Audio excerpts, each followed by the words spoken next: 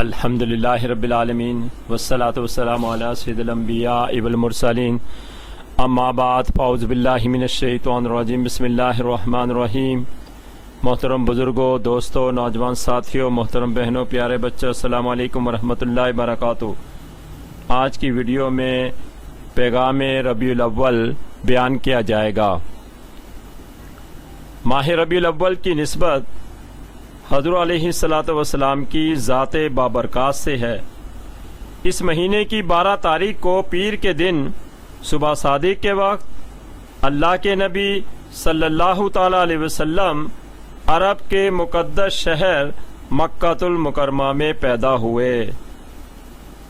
دنیا کے مختلف خطے نبیوں کے وجود مسعود سے بہرہ مند ہوتے رہے، لیکن سرزمین عرب حضرت اسماعیل علیہ السلام کے بعد سے تقریباً 4000 سال تک نبی کے وجود سے محروم رہی۔ اس زمانے میں نبی آئے، مگر دیگر علاقوں کے لیے۔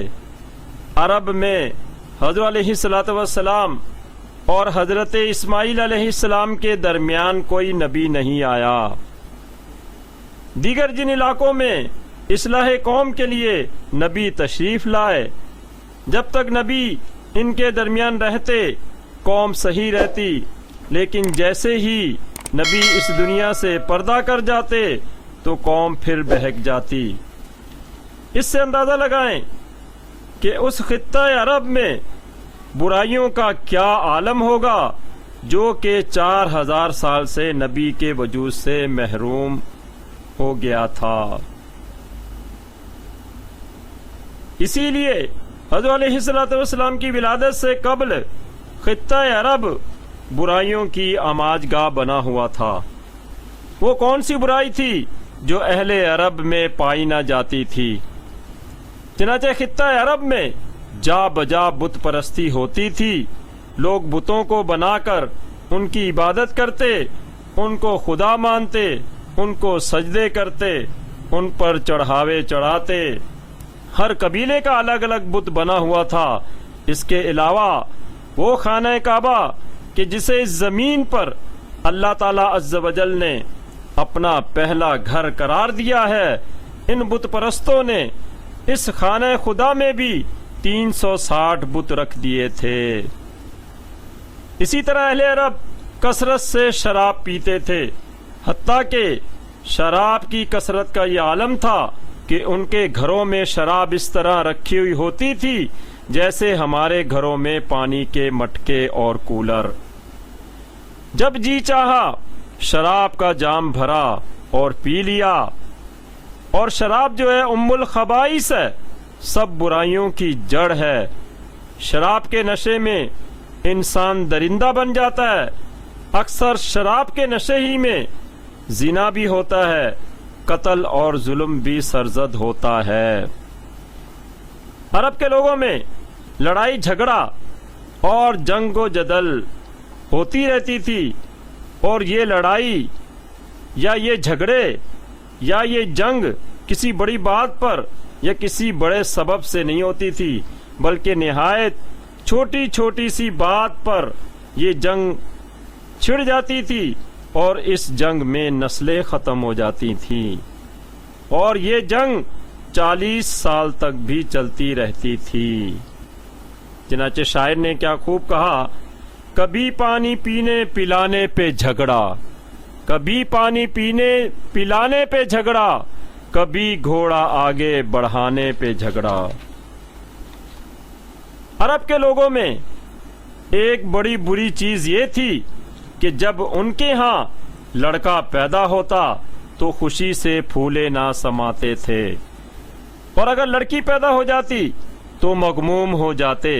جس کے ہاں لڑکی پیدا ہو جاتی وہ معاشرے میں کسی کو منہ دکھانے کے قابل نہ رہتا، کیونکہ وہ اپنی جہالت کی وجہ سے اس کو بے شرمی سمجھتے تھے کہ ان کا کوئی داماد بنے اور ان کی بیٹی کسی کے ہاں دلہن بن کر جائے۔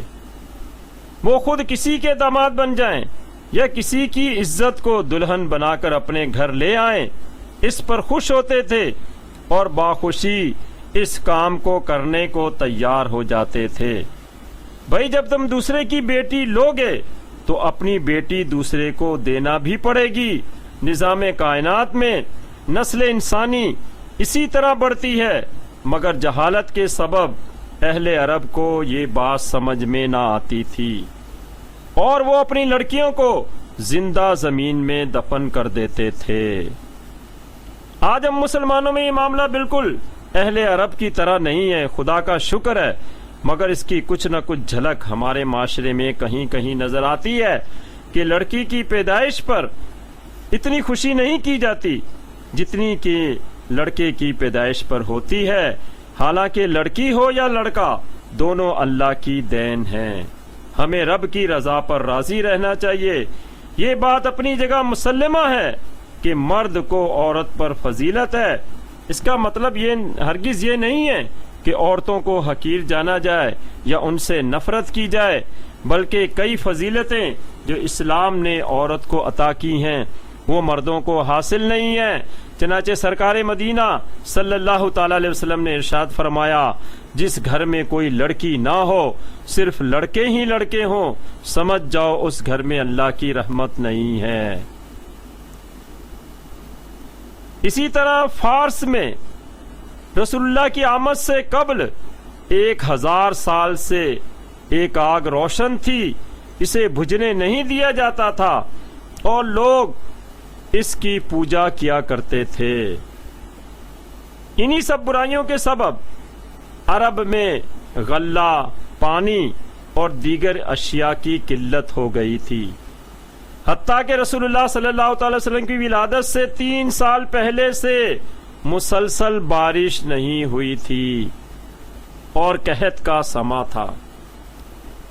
غرض کے ایسے عالم میں جب انسانیت سسک رہی تھی، مظلوم ہاتھ اٹھا کر اللہ سے رحم کی درخواست کر رہا تھا، تو اللہ کو دکھی انسانیت پر رحم آیا اور اس نے اپنا آخری نبی اس دنیا میں مبعوث فرما دیا۔ شاعر کہتا ہے، بحر اسیاں کے تلاطم میں پھنسا تھا ہر بشر، بحر اسیاں کے تلاطم میں پھنسا تھا ہر بشر، ڈوبنے والی تھی ناؤ کملی والا آ گیا۔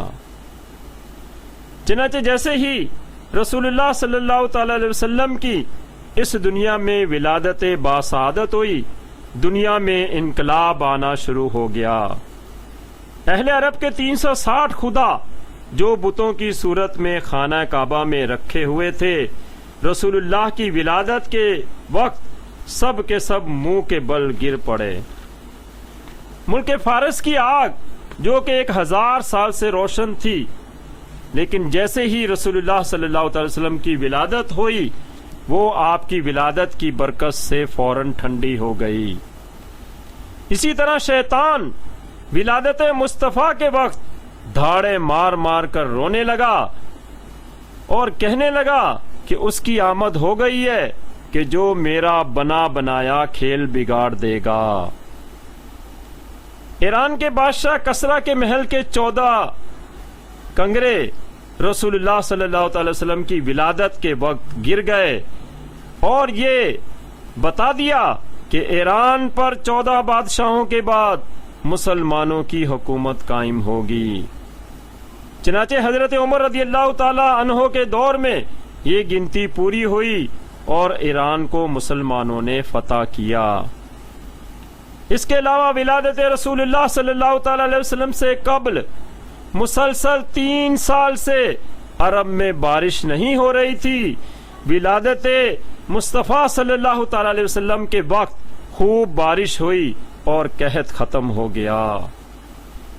اسی طرح دنیا میں ہر سال لڑکے اور لڑکیاں پیدا ہوتے تھے، مگر جس سال اللہ کے نبی صلی اللہ تعالی علیہ وسلم کی ولادت ہوئی تو اس سال آپ کی برکت سے اللہ تعالیٰ نے تمام لوگوں کے ہاں لڑکے ہی پیدا کیے۔ غرض کہ رسول اللہ صلی اللہ تعالی علیہ وسلم کی آمد کیا ہوئی؟ بہار آ گئی اور خزاں رخصت ہو گئی۔ حضور علیہ السلام نے عرب کے حالات کو سنوارنا شروع کر دیا۔ وہ لوگ جو اپنے ہاتھ سے بنائے ہوئے بتوں کی عبادت کرتے تھے اور جنہوں نے کعبے میں 360 بت رکھ دیے تھے، رسول اللہ صلی اللہ تعالی وسلم کے فیض صحبت سے مسلمان ہو گئے اور ایک خدا کی عبادت کرنے لگے اور اپنے ہی ہاتھوں سے بتوں کو توڑ دیا۔ اسی طرح خانہ کعبہ کو بھی بتوں سے پاک صاف کر دیا۔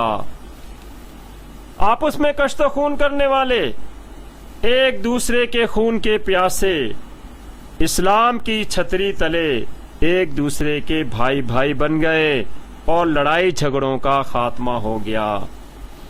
وہ لوگ جو شراب کثرت سے پیتے تھے، تو جب رسول اللہ صلی اللہ تعالی وسلم کے منادی نے یہ اعلان کیا کہ آج کے بعد مسلمانوں تم پر شراب حرام ہو گئی ہے، تو انہوں نے اپنے مٹکوں کو اور شراب کے برتنوں کو توڑ دیا، یہاں تک کہ شراب مدینے کی گلیوں میں اس طرح زمین پر بہہ رہی تھی جیسے بارش کے بعد پانی بہتا ہے۔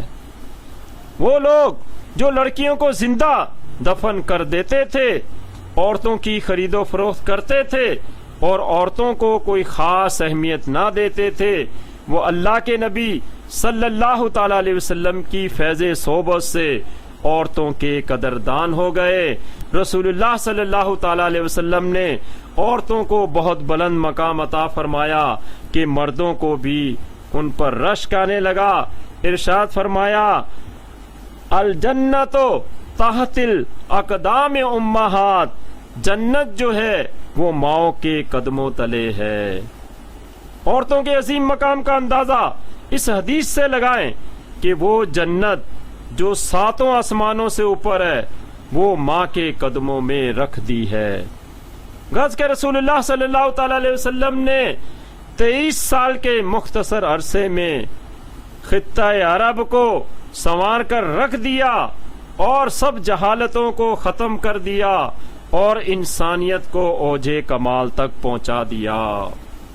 ایک شاعر نے کیا خوب کہا، ایک عرب نے آدمی کا بول بالا کر دیا، ایک عرب نے آدمی کا بول بالا کر دیا، خاک کے ذروں کو ہم دوشے سریا کر دیا۔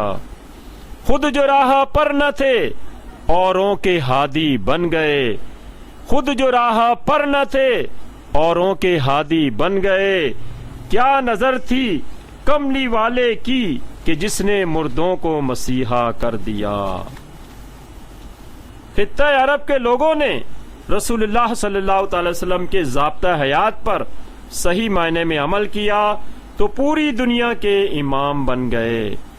اس سے پہلے ان کے پاس کوئی ضابطہ حیات نہ تھا، اس لیے وہ گمراہ ہو گئے تھے، مگر آج ہمارے پاس مکمل ضابطہ حیات ہے۔ رسول اللہ صلی اللہ تعالی وسلم کی نورانی زندگی ہمارے سامنے ہے، مگر ہم پھر بھی بہکے ہوئے ہیں، اگرچہ کہ ہم میں اہل عرب کی طرح کی جہالت نہیں ہے، مگر پھر بھی کچھ نہ کچھ جہالت ہے۔ اسی لیے تو مسلمان پوری دنیا میں ہر جگہ مار کھا رہے ہیں، ہر جگہ مسلمانوں کا خون بہایا جا رہا ہے۔ تو اگر ہم ترقی اور عروج چاہتے ہیں تو ہمیں اغیار کے طریقوں کو چھوڑ کر صحیح معنی میں اللہ کے نبی صلی اللہ تعالی علیہ وسلم کے طریقے پر چلنا ہوگا، اور انشاءاللہ تعالی اسوہ رسول صلی اللہ تعالی علیہ وسلم پر عمل کر کے ہمارے دین اور دنیا دونوں اچھے ہو جائیں گے۔ یہی ربیع الاول اور ولادت مصطفیٰ صلی اللہ تعالی علیہ وسلم کا اصل پیغام ہے۔ اللہ تعالی عز و جل سے دعا ہے کہ وہ ہمیں بھی اس ربیع الاول کے پیغام پر عمل کرنے کی توفیق عطا فرمائے۔ آمین بجاہ النبی الامین۔ سبق پڑھ پھر صداقت کا، عدالت کا، شجاعت کا، سبق پڑھ پھر صداقت کا، عدالت کا، شجاعت کا، لیا جائے گا تجھ سے کام دنیا کی امامت کا۔ وما علینا الا البلاغ۔